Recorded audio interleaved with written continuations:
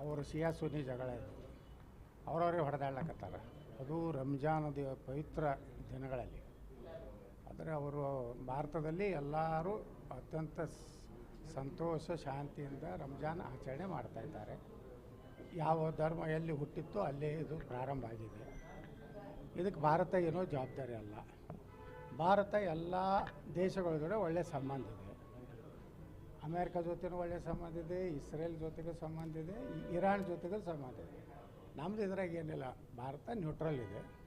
ನಾವು ಶಾಂತಿ ಬಯಸೋರು. ಈ ರೀತಿ ಕಾದಾಡ್ಲಕತ್ತವ್ರು ಅವರು. ಅಲ್ಲಿ ಕಾದಾಡೋದನ್ನ ಇಲ್ಲಿ ಮೆರವಣಿಗೆ ಮಾಡೋವಂಥವ್ರು ದೇಶದ್ರೋಹಿಗಳು, ಮಹಾಮೂರ್ಖರು, ನಾಲಾಯಕರು. ನಮಗೇನು ಸಂಬಂಧ? ಅದು ಆರಾಮ ಇದೀರಿ ಭಾರತದಾಗ, ಇರ್ರಿ. ಬಿಟ್ಟು ನೀವು ಅವರು ಅಲ್ಲಿ ಸತ್ತಿದ್ದಕ್ಕೆ ಇಲ್ಲಿ ಹೇಳ್ತೀರಿ. ಮತ್ತು ಹಂಗಾದ್ರೆ ಬಂಗ್ಲಾದಲ್ಲಿ ಹಿಂದೂಗಳ ಕೊಲೆ ಆಯ್ತಲ್ಲ, ಆ ಪಹಲ್ಗಾಮದಲ್ಲಿ ನಮ್ಮ ಹಿಂದೂಗಳು ಹೊಡೆದಾಗ ನಿಮ್ಗೆ ಕಣ್ಣೀರು ಯಾಕೆ ಬರಲಿಲ್ಲ? ಹಾಂ, ಹಿಂದೂಗಳನ್ನು ಕೊಲೆ ಆದಾಗ ನಿಮ್ಗೆ ಯಾವುದೂ ರೀತಿ ಕಣ್ಣೀರು ಬರೋದಿಲ್ಲ, ಎದೆ ಬಡ್ಕೋದಿಲ್ಲ. ಯಾವನೋ ಎಲ್ಲೋ ಸತ್ತರೆ ಇಲ್ಲಿ ಅಲ್ಲ ನೀವು ಅಳತೀರಿ.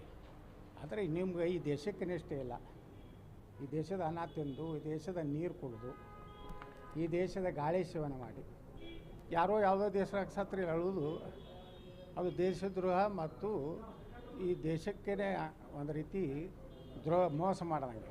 ಶೋಕಾಚರಣೆ ಮಾಡ್ತಾ ಇದ್ದಾರೆ, ಪ್ರತಿಭಟನೆ ಮಾಡ್ತಾ ಇದ್ದಾರೆ, ವಿಜಯಪುರದಲ್ಲಿ ಪ್ರತಿಭಟನೆ ಮಾಡ್ತಾ ಇದ್ದಾರೆ. ಅದೇ ಮಾಡೋರು. ಅವ್ರು ಯಾರಾದ್ರೂ ಗೊತ್ತಾಯ್ತಲ್ಲ. ಇವರು RSS ಒಂದು ಪಥಸಂಚಲನ ಮಾಡಬೇಕಾದ್ರೆ ನಮ್ಮ ಕರ್ನಾಟಕದಲ್ಲಿ ರಿಜಿಸ್ಟ್ರೇಷನ್ ಆಗಿದೆ ಅನ್ನೋದು ಕೇಳ್ತಾರೆ ಪ್ರಿಯಾಂಕಾ ಖರ್ಗೆ. ಈಗ ಇವರು ಅಳುವುದಕ್ಕೆ ಮತ್ತು ಆ ದೇಶದ ನಾಯಕನ ಚೀಲಗಳಾಗಲಿಕ್ಕೆ ಯಾವುದಾದ್ರೂ ರಿಜಿಸ್ಟ್ರೇಷನ್ ಎಲ್ಲಾದರೂ ಮಾಡ್ಯಾರನೋ? ಇರಾನ್ದಾಗ ಮಾಡ್ಯಾರೋ, UAದಾಗ ಮಾಡ್ಯಾರೋ? ಈಗ ಪ್ರಿಯಾಂಕಾ ಖರ್ಗೆ ಸಿದ್ದರಾಮಯ್ಯ ಹೇಳಬೇಕು ದೇಶದ ರಾಜ್ಯದ ಜನರಿಗೆ, ಅವರು ಸ್ಟ್ರೈಕ್ ಮಾಡೋದು, ಅಶಾಂತಿ ಗಲಭೆ ಎಬ್ಬಿಸೋದು ಇದನ್ನು ಭಾರತದಲ್ಲಿ ಮಾಡಬಾರ್ದು. ಮಾಡಿದ್ರೆ ಅವ್ರ ಮ್ಯಾಗೆ ಆ್ಯಕ್ಷನ್ ಗುಂಡಿನ ಒಂದು ದಾಳಿ ಮಾಡಿ ಮುಗಿಸ್ಬೇಕಷ್ಟೇ. ಅವರೆಲ್ಲ ದೇಶದ್ರೋಹಿಗಳೇ ಹೊರತು ಅವರು ದೇಶ ಪ್ರೇಮಿಗಳಲ್ಲ. ಭಾರತಕ್ಕೆ ಅನ್ಯಾಯ ಆದಾಗ ಪಾಕಿಸ್ತಾನ ಭಾರತದ ಮೇಲೆ ದಾಳಿ ಮಾಡಿದಾಗ ಪಾಕಿಸ್ತಾನ ವಿರುದ್ಧ ಗೆದ್ದಾಗ ಇವರು ಸಂತೋಷಿರೋದಿಲ್ಲ. ಈಗ ಭಾಳ ದುಃಖ ಆಗಿದೆ, ಪಾಪ ಕಣ್ಣೀರು ಹಾಕ್ತಾಯಿದ್ದಾರೆ. ಆದಷ್ಟು ಕಣ್ಣೀರು ಹಾಕೋತ ಆತ್ಮಹತ್ಯೆ